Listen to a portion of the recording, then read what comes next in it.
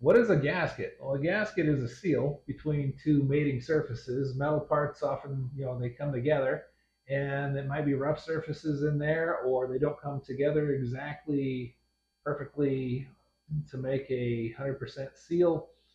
Um, there's vibrations that can cause things to come loose and wear. There's heating and cooling causing expansion and contraction, which causes warpage and things to open and close. So to protect against these kinds of situations, there's a squishy material, a seal that goes between the parts. Doesn't necessarily look squishy. Some gaskets are metal and look rather hard because they are, but they're squishier than the parts that they're sealing. We'll use this here as an example. This could be a gasket material, and you can put the gasket material between your two mating surfaces. And then, if when they change shape or vibrate or expand and contract, the uh, material, gasket material, makes up for the differences between the mating surfaces and maintains the seal, keeping what's on the outside and what's on the inside on the inside. And that's basically what a gasket does. Gaskets are made out of all sorts of materials. You want to make sure that you're using a material suitable for the application that you're making the gasket for. My original gaskets are made out of this paper fiber stuff, kind of plasticky feeling paper stuff. I couldn't find any of this stuff down at the auto parts store, and I forgot to order parts, of course. So I'm going to make my gaskets. Um, I could use cardboard out of, say, a cereal box. That would probably work. I've got some cork here. That's what I'm going to use. It's about 2 millimeters thick. It's thicker than the original stuff, but it's rated for gasoline and water and oil. And that's what I need for my engine. Um, Engines need uh, heat resistance.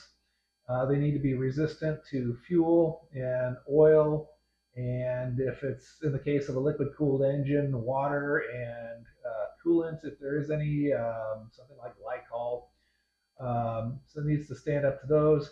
If you're making gaskets for other situations, say refrigeration could have very hot and very cold areas, so you want to make gaskets out of materials that'll stand up to the heat or the cold. If you're dealing with chemicals, you want to make sure that your gasket material stands up to the chemicals. And gaskets can be made out of all kinds of stuff. Some can be rather exotic, but what we're dealing with here is very simple, nothing exotic today for our small engine. We've got the cork that I had mentioned before. There's sheets of rubber type material, fiber type material, paper, um, liquid gasket, kind of a rubber cement glue kind of stuff, and just any number of materials can be used for gaskets. But the stuff you're going to deal with on small engines and most cars, you're probably going to be dealing with paper or rubber or cork, most likely. Um, some head gaskets are made of metal. Actually, most head gaskets are made of metal. If your engine has a head gasket, that's probably not something you're going to be making on your own. But as far as paper and cork gaskets, they're quick and simple and easy to make.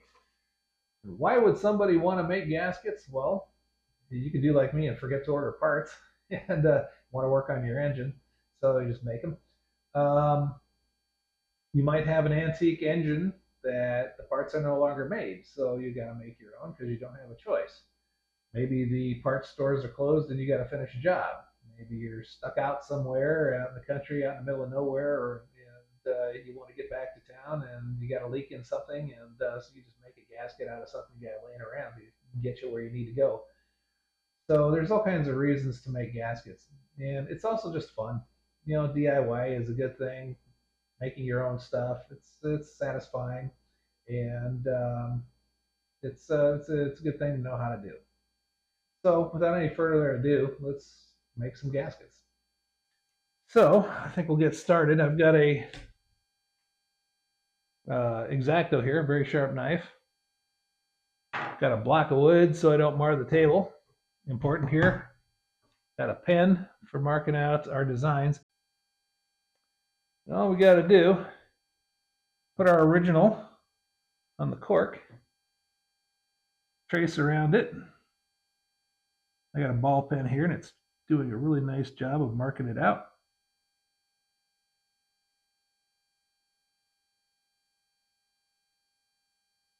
Mark the holes. And there you go. After you trace it out, there it is. And take our sharp knife. See about cutting this thing out.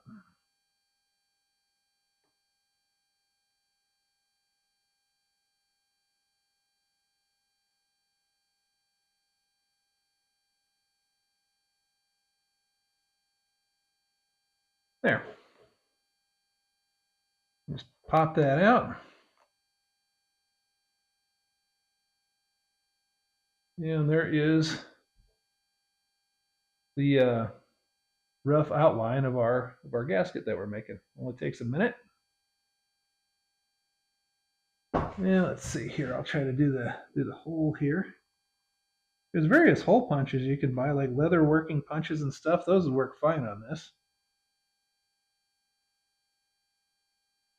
I'm just cutting this one like a pizza, and then I'm going to cut the little pieces out.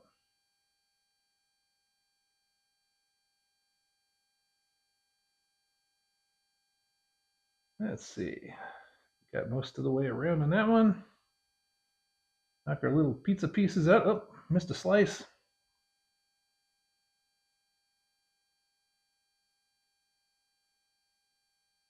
There. Not a bad hole. And we got a couple of screw holes in the corners.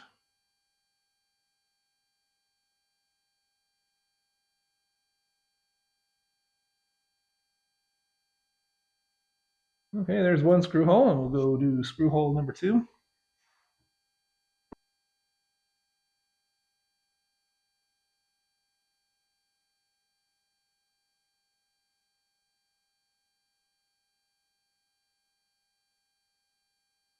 Took some doing, but that's a nice round hole. So that's pretty much our gasket there. But that's how you make a gasket. Not hard at all. If you don't have an original gasket to use as a template for making a new one, there's a couple of ways you can make a new gasket template. One of them is quite simple using modern technology. Take your part, in this case, this is a carburetor. You put it on a scanner or photocopier and make a scan or photocopy of the surface that you want to make a gasket for, and then print it out full size, 1:1, 100% actual size, and then cut the photo out and use that as a template for your new gasket. If you don't have access to a photocopier and or a scanner, and I would get permission first before taking your car parts or engine parts to work or the public library and putting your parts on their electronic equipment. They might not appreciate that.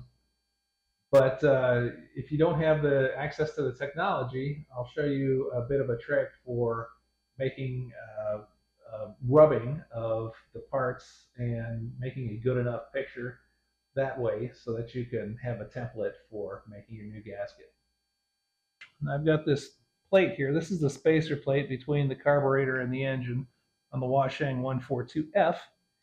And I was thinking if I didn't have a gasket to copy, I can make one like this.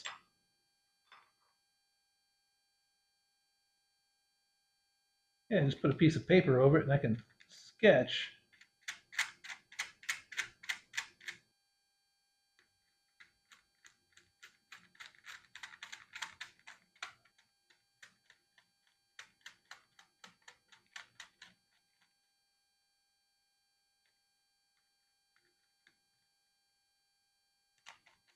There.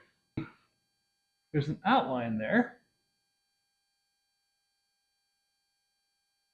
And here you got a pretty good outline. You can see the square opening and the two screw holes that corresponds with this raised portion here. Two screw holes and the square hole there. It's not a great picture, but it's one we can use to cut out a pattern.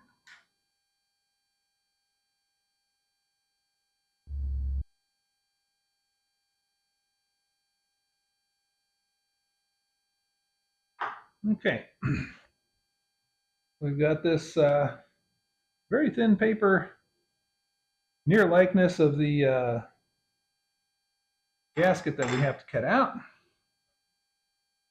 Well, we'll do that now.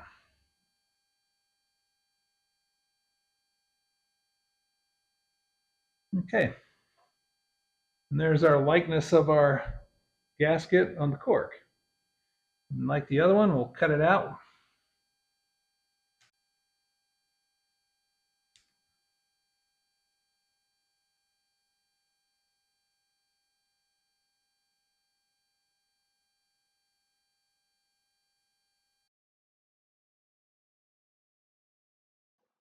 And there you go. There's our finished gasket. Not hard to do at all. So whether or not you have an original gasket to use as a template, it's highly doable to make a gasket with what you have available. That's about it for our lesson on basic gaskets and gasket making. I hope you found it interesting and useful. It will probably serve you well around the house, working on your lawn care equipment, on your motorbike, light automotive applications. It probably come in pretty handy sometime. Exercise caution if it's a critical application, high temperatures, high pressures, flammable gases, dangerous chemicals, something like that. You'd probably want to use the original store-bought parts or contact an expert to help you out.